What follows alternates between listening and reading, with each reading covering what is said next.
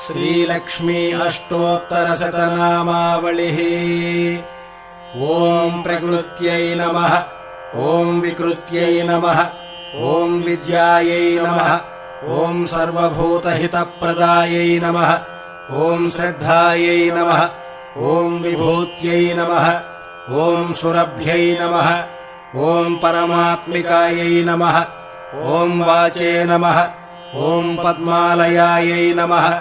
ॐ पद्मायै नमः। ॐ शुच्यै नमः। ॐ स्वाहायै नमः। ॐ स्वधायै नमः। ॐ सुधायै नमः।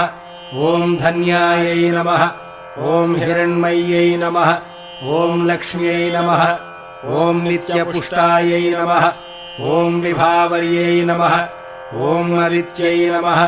ॐ दित्यै नमः। ॐ दीप्तायै नमः। ॐ वसुधायै